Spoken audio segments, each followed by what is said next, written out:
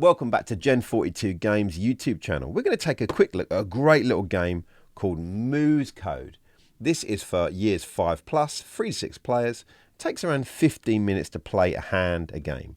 This comes from the same people that bought us the gloriously awesome Pick a Dog, Pick a Seal, Pick a Bear, Pick Everything series. Love the art, and you'll see some of the crossover as we open up. So, what's in the box?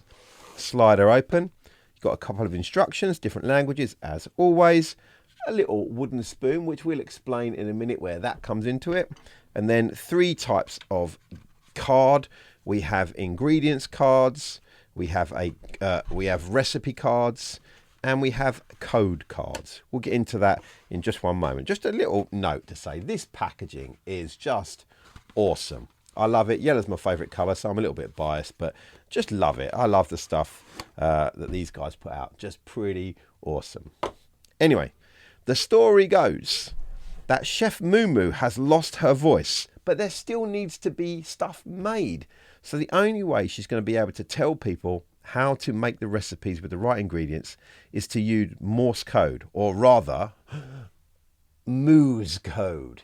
You see what we did there? And she's going to do that by tapping out Morse code, which leads me to our first cards, the code cards. These outline which taps, or how the number of taps denote which ingredients. So for instance, the egg at the top there, 1 tap. Apple, 2 taps. The sugar, 3 taps. Chocolate, 4 taps.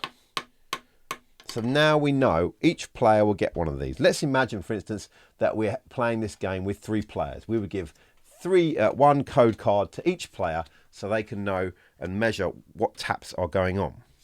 We then have these ingredient cards. These are your ingredient cards over here, okay? So what we do with the ingredient cards is we just lay them out randomly, however we want, on the table around however many players you've got.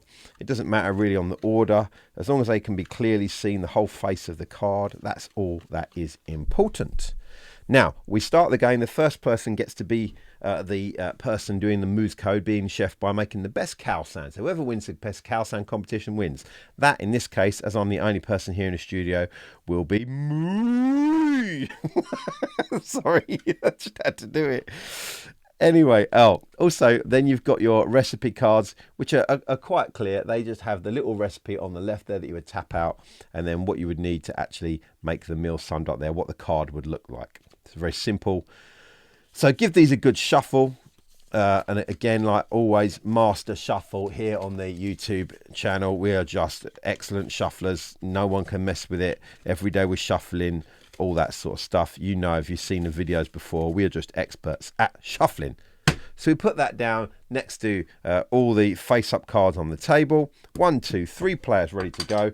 I am in control of the spoon and therefore the Moo's code for the first round. So I would take a recipe card from here, and without showing anyone, I'll take a look at it myself and I'll see, okay, on the left there are the ingredients that I need to tap out. I'm going to need to tap 4, 3, 2. So I would do that.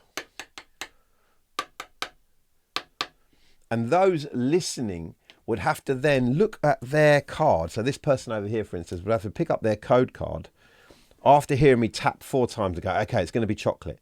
Hear me tap 3 times. Okay, it's going to be a spoonful of sugar. Hear me tap twice. Oh, it's going to be an apple. So they're looking for chocolate, sugar, and apple. So they've got to look out on here and try and find that exact card. I'm quite lucky here with the recipe card. It shows me on the right-hand side what card that actually is. And I know it's this one.